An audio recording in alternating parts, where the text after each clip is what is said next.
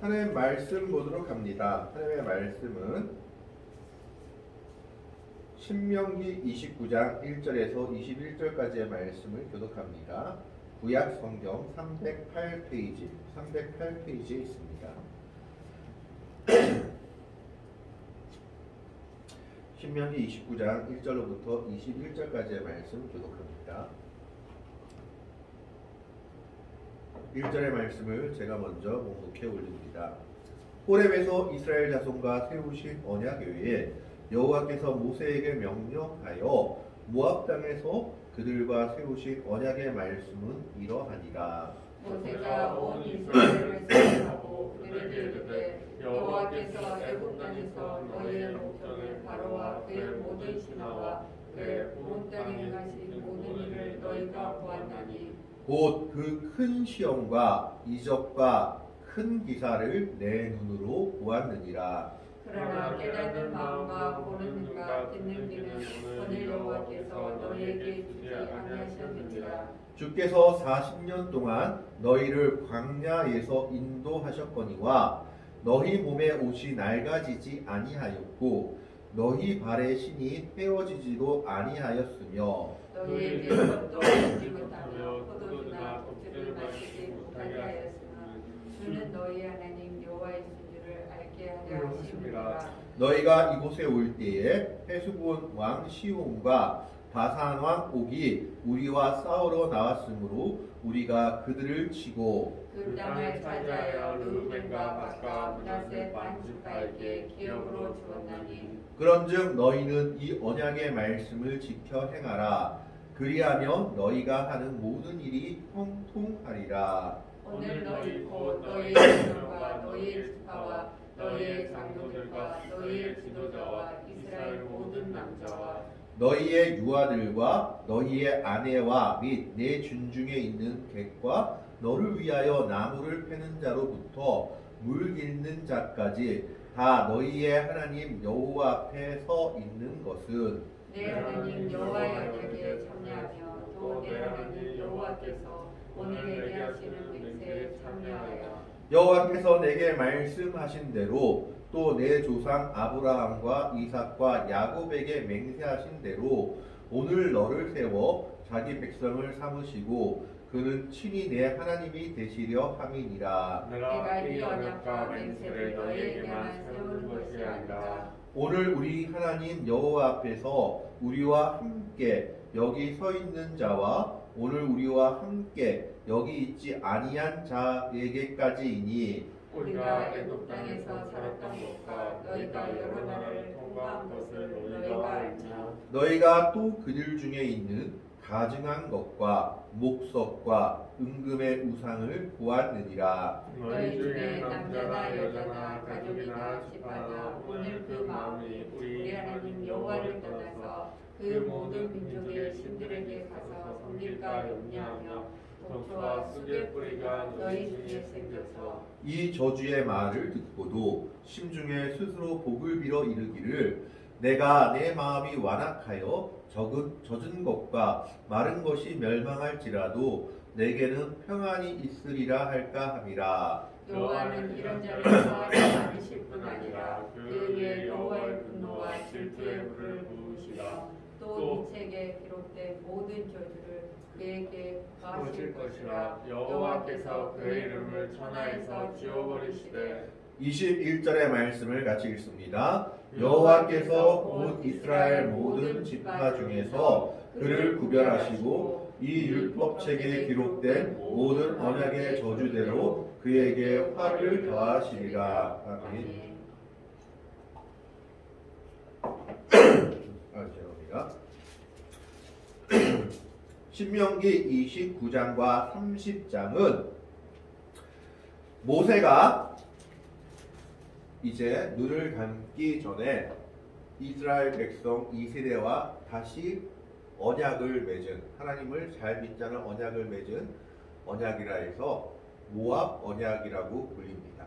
그 이유는 모압 땅에서 세운 언약이기 때문에 이방 땅인 모압 땅에서 세운 언약이어서 모압 언약이다라고 얘기를 합니다.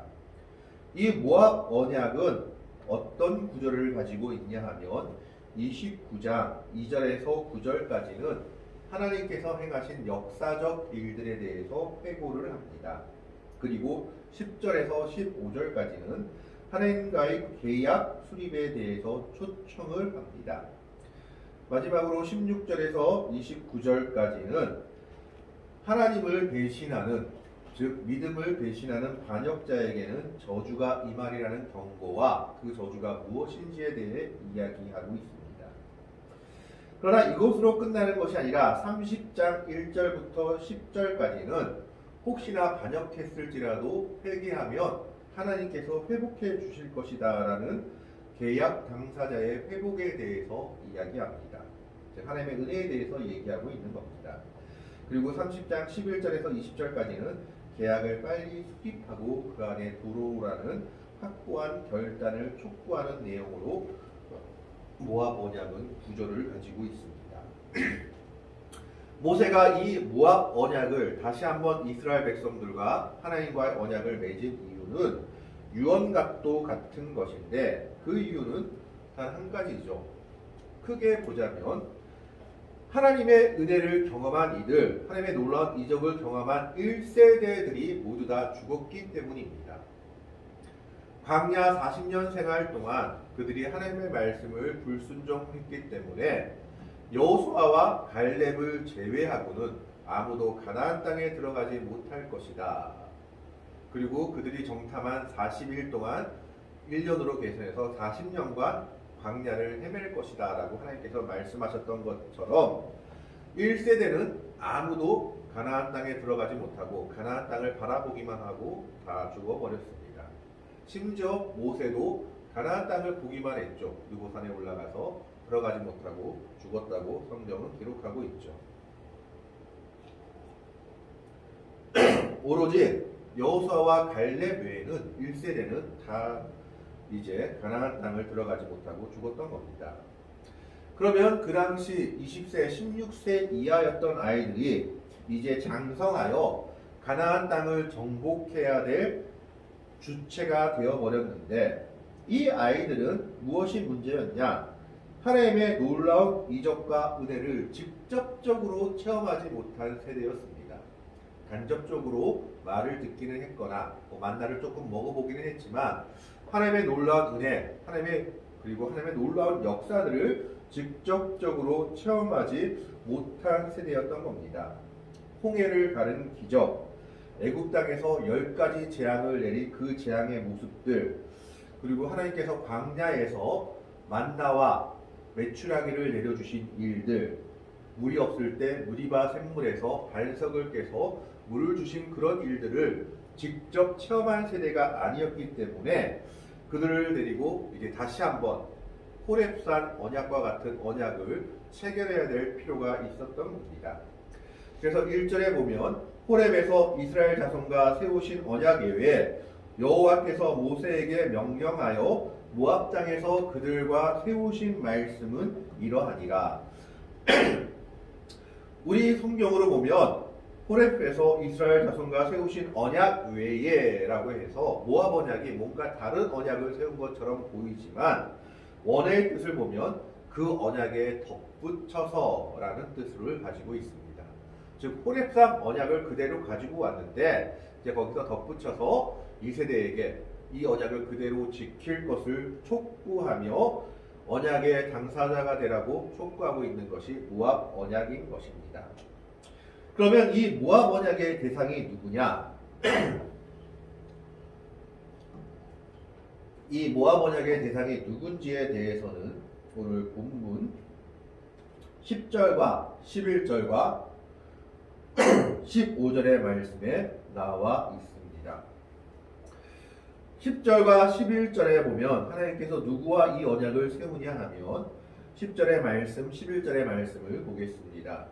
오늘 너희 곧 너희의 수령과 너희의 지파와 너희의 장로들과 너희의 지도자와 이스라엘 모든 남자와, 그러니까 한마디로 말하면 이스라엘의 모든 남자, 그 높은 지위에 있는 모든 사람, 수령, 지파, 장로, 지도자 이런 사람들이고 11절에는 너희의 유아들과 너희의 아내와 및 내 진중에 있는 객과 너를 위하여 나무를 패는 자로부터 물기는 자까지 다 너희 여호와 앞에 하나님 여호와 앞에 서 있는 것은 어린아이들, 그 다음에 여자들, 아내들까지, 그리고 진중에 있는 객, 이방 사람들까지, 그리고 너를 위하여 나무를 패는 자로부터 물기는 자까지는 하인들입니다.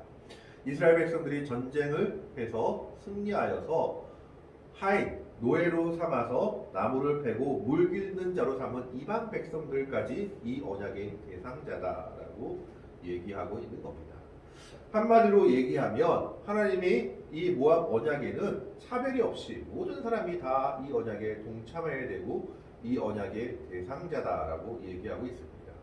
이것은 장차 보실 그리스도의 은혜가 모든 사람에게 차별 없이 나타날 것을 예표하고 있는 모습입니다. 심지어 15절에는 뭐라고 얘기하고 있느냐?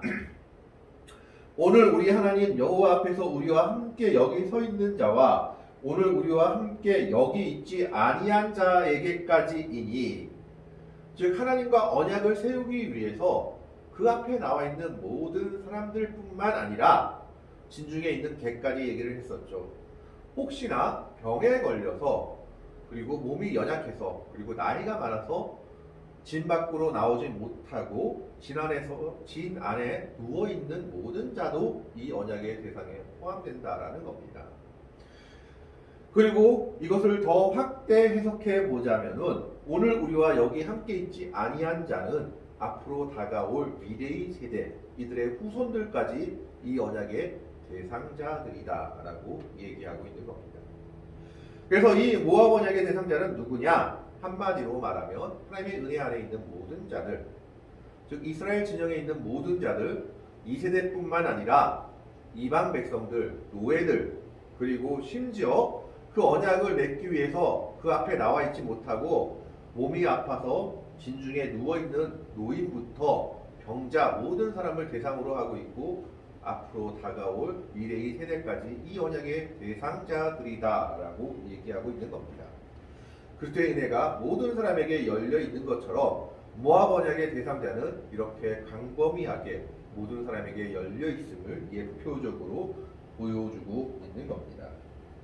그러면서 모세는 2절부터 9절까지 하나님께서 행하신 일들을 회고를 합니다. 이들은 직접 그 일을 체험하지 못했지만 믿음의 유산을 통해서 너희가 직접 체험한 것처럼 그 전승을 통해서 너희가 그런 믿음을 가져야 된다라고 얘기하고 있는 거죠. 2절의 말씀에 보면 이런 말씀이 나옵니다. 모세가 온 이스라엘을 소집하고 그들에게 이르되 여호와께서 애굽 땅에서 너희의 목전에 바로와 그의 모든 신하와 그의 온 땅에 행하신 모든 일을 너희가 보았나니 3절에 곧 그 큰 시험과 이적과 큰 기사를 내 눈으로 보았느니라. 그런데 처음에 말씀한 것처럼 이들은 2세대들입니다. 직접 본 아이들이 아닙니다. 1세대는 그 하나님께서 행하신 놀라운 기적들을 직접 봤지만 지금 모압 언약에 참여하고 있는 이스라엘 백성들은 2세대들입니다. 여호수아와 갈렙을 제외하고는 다 죽어버렸죠. 그럼에도 불구하고 모세는 그들에게 뭐라고 얘기하고 있느냐? 너희가 보았다. 내 눈으로 보았다. 라고 얘기합니다. 그들이 직접 본 것은 아니지만 신앙의 유산을 통해서, 믿음의 유산을 통해서 그 현장에 같이 참여했다라는 겁니다. 이것은 오늘 우리들에게도 마찬가지입니다. 하나님의 놀라운 기적들, 홍해의 기적을 우리가 직접 본 것은, 그리고 10가지 재앙을 우리가 직접 본 것은 아니지만 성령을 통해서 우리는 그것을 믿음으로 받아들이며 그 믿음의 현장에 직접 참여한 사람들이다라는 겁니다. 그러나 이것을 어떻게 받아들일지는 하나님의 은혜가 임해야만 가능하다는 것을 4절에 얘기하죠. 그럼에도 불구하고 4절에 그러나 깨닫는 마음과 보는 눈과 듣는 귀는 오늘까지 여호와께서 너희에게 주지 아니하셨느니라. 그것을 직접 봤지만, 그러니까 직접 본 게 아니라 신앙의 유산으로 받아들였지만 그것을 어떻게 하는지는 우리들에게 달려있는 거죠. 우리들에게 달려있다 하면 얘기가 좀 이상하지만 우리들의 마음이 열리고 우리들의 눈이 열리고 우리들의 귀가 열려야지만 그것을 받아들이는데 그 마음이 열리고 눈이 열리고 귀가 열리는 것도 누가 하시는 일이냐? 하나님께서 하시는 일이다라는 겁니다. 그래서 4절에 보면 그러나 깨닫는 마음과 보는 눈과 듣는 귀는 오늘까지 여호와께서 너희에게 주지 아니하셨느니라. 하나님의 은혜가 있어야지만 이 모든 것을 너희가 믿음으로 받아들일 수 있다라는 것을 얘기하고 있습니다. 뭘 얘기합니까? 믿음을 가지라는 겁니다. 하나님께서 은혜를 주시기를 간구하며 이 모든 믿음의 역사 속에 너희가 한 주인이 되도록 믿음을 가지며 그 역사에 동참하라고 공고하고 있는 겁니다. 그러면서 하나님께서 얼마나 그들을 아끼시고 그들을 인도하셨는지를 5절 이후에 얘기합니다. 5절에 말하면 주께서 40년 동안 너희를 광야에서 인도하셨거니와 너희 몸에 옷이 낡아지지 아니하였고 너희 발에 신이 헤어지지 아니하였으며 신명기 8장 4절에도 같은 내용의 말이 나옵니다. 40년 동안 하나님께서 광야에서 옷을 낡아지지 않게 했고 발에 신이 헤어지지 아니하게 했다. 그래서 이거 어떤 분들은 좀 이렇게 신비적인 해석을 좋아하는 분들은 이렇게 해석을 하기도 합니다. 아이들 때 입힌 옷이 어떻게 다시 광야 생활 동안에 옷을 만들 그 여력이 없으니까 아이가 자랄 때 옷도 같이 자랐고 발이 자랄 때 신발도 같이 자랐다라고 해석하는 분도 있습니다. 물론 하나님의 이적으로 그렇게 할 수도 있겠죠. 이것은 그렇게 본다기보다는 정말 아무것도 없는 이 광야 생활 속에서도 40년 동안 그들의 옷과 신발을 만들 재료를 주셔서 낡은 옷이나 낡은 신발을 신지 않도록 인도하고 보호하셨다라는 겁니다. 40년 동안 광야 생활 속에 그들이 옷의 재료나 신발의 재료를 얻을 곳은 없었습니다. 그럼에도 불구하고 하나님의 은혜 가운데 그들이 옷을 입을 수 있게 신발을 신을 수 있게 하나님이 인도하고 배려하셨다라는 겁니다. 이건 오늘 하나님의 백성들에게도 성립되는 말입니다. 아무것도 없는 것 같고 우리가 아무것도 할 수 없는 것 같지만 하나님의 백성들을 하나님은 인도하고 보호하시며 입히시며 먹이신다라는 겁니다. 그래서 주님께서도 일용할 양식을 위해서 기도하라라고 얘기하고 계십니다. 40년 동안 200만이나 되는 이스라엘 백성들을 하나님은 먹이셨고 입히셨습니다. 그래서 그동안 옷이 낡아지지 아니했고 신이 헤어지지 아니했다라고 얘기합니다. 그리고 6절의 말씀엔 이렇게 얘기합니다. 너희에게 떡도 먹지 못하며 포도주나 독주를 마시지 못하게 하셨음은 주는 너희의 하나님 여호와이신 줄을 알게 하려 하십니다. 말이 이상하죠? 무언가를 막 풍족하게 주시면 하나님이신 줄 알 것 같은데 오늘 이 6절의 말씀은요. 떡도 먹지 못하고 포도주도 마시지 못하게 했는데 그 이유는 한 가지. 내가 하나님인 줄 알게 하려고 내가 너희한테 그랬다라는 겁니다. 떡도 먹지 못하게 하고 포도주, 잔치 때 먹는 포도주도 먹지 못하게 한 것을 왜 내가 하나님인 줄 알게 하려고 그랬다라고 얘기하고 계실까요? 하나님은 누르기도 하고 풀기도 하는 분이시다라는 것을 이스라엘 백성들이 알기를 원했다라는 겁니다. 그리고 신명기 8장에는 떡으로 포도주로 사는 것이 아니라 하나님의 입에서 나오는 모든 말씀으로 사는 줄을 알기 위해서 내가 이렇게 너희를 시험했다라고 얘기하고 있습니다. 그래서 하나님은 광야 40년 생활 동안 만나를 내셨고 고기가 먹고 싶다 하셨을 때 메추라기를 온 지면에 덮이게 하셔서 이스라엘 백성들이 고기를 먹게 하셨습니다. 물이 없었을 때 무리바의 반석을 깨서 물을 내서 온 이스라엘이 물을 먹도록 하셨던 겁니다. 아무것도 없게 하신 것은 무슨 일입니까? 하나님 외에는 이 일을 해결할 사람이 없다라는 것을 알게 하기 위해서 내가 너희를 떡도 먹지 못하게 하며 포도주도 먹지 못하게 했다. 오직 하나님만이 이 모든 문제의 해결자임을 알게 하였다라고 얘기하고 있는 겁니다. 그런데 놀라운 일이 하나 있습니다. 그게 무슨 말이냐 하면 7절의 말씀에 보면 너희가 이곳에 올 때에 헤스본 왕 시온과 바산 왕 옥이 우리와 싸우려 나왔으므로 우리가 그들을 치고 그 땅을 차지하여 르우벤과 각각 므낫세 반지파에게 기업으로 주었나니 즉 요단강 서쪽에서 가장 강력한 두 왕, 헤스본 왕 시온과 바산 옥과 전쟁을 했던 겁니다. 근데 이때 이 전쟁의 주역은 누구냐? 이 세대들입니다. 아까도 말했다시피 이 세대들은 직접 하나님의 은혜를 경험하지 못한 세대들입니다. 하나님의 놀라운 이적들을 보지 못했지만 하나님의 말씀만을 믿고 아무것도 없는 가운데 모든 것이 강력하게 조직되어 있는 나라의 왕들과 전쟁을 한 겁니다. 거기에서 그들은 순종을 배운 거죠. 그들에게 철기라고도 없었고 그들에게는 칼과 활 같은 것도 제대로 갖춰져 있지 않았습니다. 그럼에도 불구하고 하나님의 백성들이 가는 길을 막고 있는 헤스본 왕 시온과 바산 옥과 싸워서 요단강 서쪽의 영토들을 그들이 점령했습니다.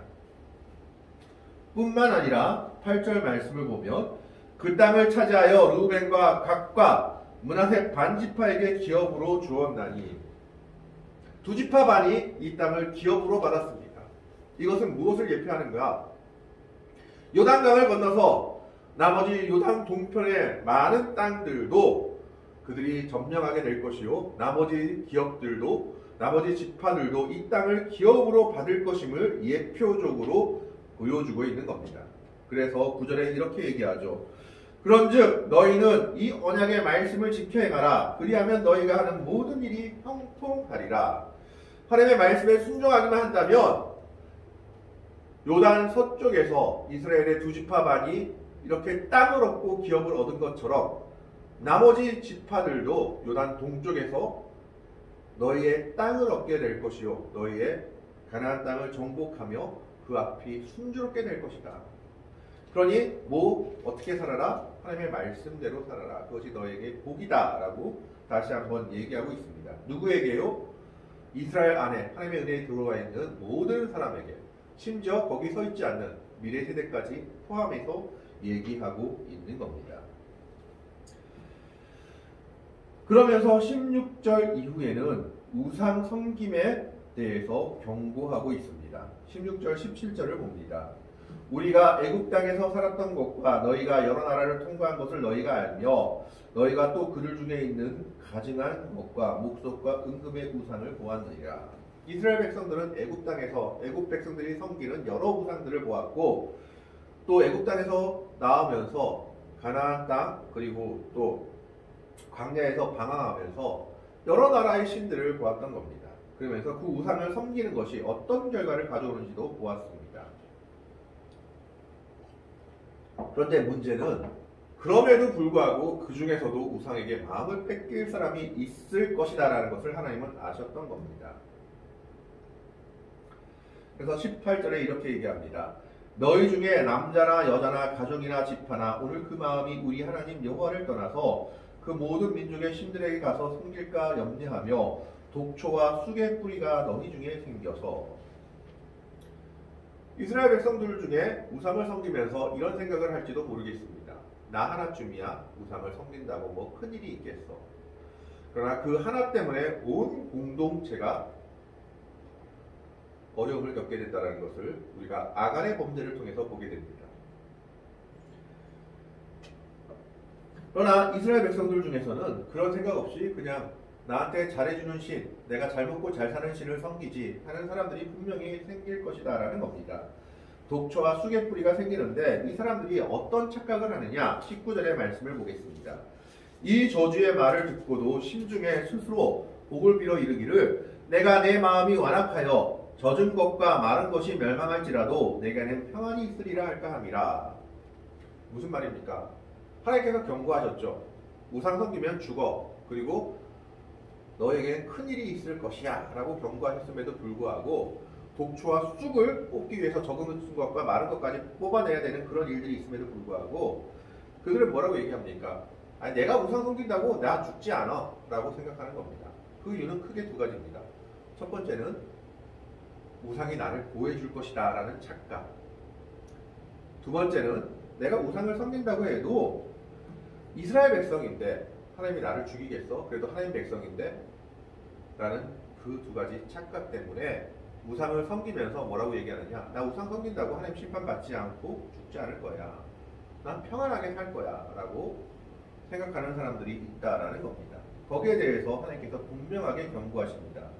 20절에 여호와는 이런 자를 사하지 않으실 뿐만 아니라 그 위에 여호와의 분노와 질투의 불을 부으시며 또 이 책에 기록된 모든 저주를 그에게 더하실 것이라. 여호와께서 그의 이름을 천하에서 지워버리시되 21절에 여호와께서 곧 이스라엘 모든 지파 중에서 그를 구별하시고 이 율법책에 기록된 모든 언약의 저주대로 그에게 화를 더하시리라. 우상 섬기면 너희가 감당할 수 없는 일들이 생길 것이다 라는 것을 말하고 있습니다. 그리고 22절 이후에는 그 내용들에 대해서 그 저주가 어떤 모습들인지를 29절까지 말하고 있는 내용입니다. 우리는 출애굽 2세대와 모압 언약을 세우고 있는 모세의 마음을 알아야 합니다. 모세는 걱정했던 겁니다. 두 가지 걱정이죠. 첫 번째 걱정은 1세대는 직접 하나님의 놀라운 은혜를 경험했기 때문에 그나마 하나님을 제대로 섬기려고 하는 마음이라도 있었지만 이들은 직접적으로 하나님의 놀라운 은혜를 체험하지 못한 세대이기 때문에 하나님을 제대로 섬길 수 있을까? 잘 섬기려고 할까 하는 불안한 마음이 있었던 겁니다. 두 번째는 무슨 불안한 마음이 있었을까요?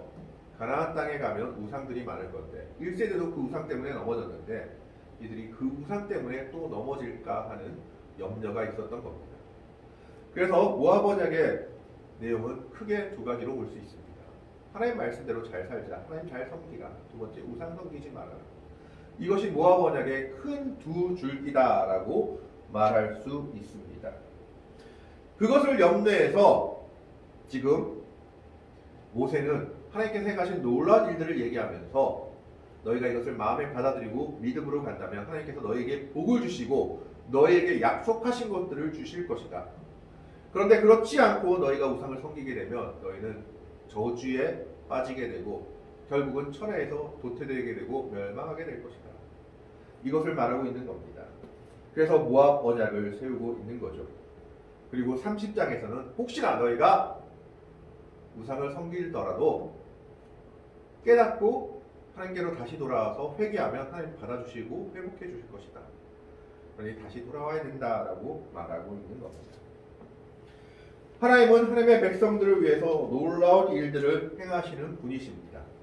그분은 광야에서 만나를 주시고 메추라기를 주시고 반석에서 물을 내신 분이십니다. 하나님께서 그렇게 하신 이유는 무엇입니까? 하나님께서 그렇게 하신 이유는 한 가지죠. 바로 우리가 섬길 신은 오로지 하나님 여호와 한 분뿐인 줄 이스라엘 백성들이 알게 하려 하신 것처럼 때로는 우리를 광야에 내몰기도 하시고 어려움에 처하기도 하신 이유는 한 가지입니다. 하나님 밖에는 우리의 구원자가 우리를 도울 자가 없다라는 것을 우리가 믿음으로 받아들이며 그 믿음 가운데 살기를 원하기 때문입니다. 그 믿음 가운데 행했을 때 하나님께서는 이스라엘 백성들에게 놀라운 이적을 행하셨습니다. 그리고 그 일들이 모압 언약을 행한 그리고 체결한 1세대에도 이어질 것이다 라고 지금 모세는 이야기하고 있습니다. 그리고 그 놀라운 일들은 여호수아서를 통해서 계속해서 이어지고 있는 것을 성경을 통해서 우리는 보게 됩니다. 하나님은 하나님의 백성들을 위해서 놀라운 일을 행하시는 분이시며 놀라운 계획을 가지고 있는 분입니다. 그리고 그 하나님은 오늘 우리를 위해서도 오늘 나를 위해서도 놀라운 일을 행하시는 분이시요 놀라운 일을 계획하며 예비하고 기다리시는 분이십니다. 우리가 아무리 힘들고 어렵더라도 세상의 다른 것들에 손을 내미는 자들이 아니라 이스라엘 백성들과 같이 이 모압 언약에 참여한 자들과 같이 온전히 하나님만 믿고 섬기며 의지하는 자가 되어야 합니다. 그랬을 때 하나님께서는 하나님의 백성들에게 이렇게 얘기하시죠. 9절에 그런즉 너희는 이 언약의 말씀을 지켜 행하라. 그리하면 너희가 하는 모든 일이 형통하리라. 하나님의 언약의 말씀을 우리가 온전히 믿고 지켜 행할 때 하나님께서는 우리의 모든 삶 속에 하나님의 놀라운 역사들을 이루어 주시며 우리의 하는 일들을 형통하게 하실 것입니다. 세상의 다른 것을 의지하는 자들이 아니라 온전히 하나님만 믿고 의지하며 섬기며 살아갈 수 있는 이 모압 언약에 동참하는 믿음의 복된 성도들이 되시기를 바랍니다. 우리가 직접 보지 못했다 할지라도 우리는 성경을 통해서 하나님의 놀라운 일들을 체험한 신앙의 백성들입니다.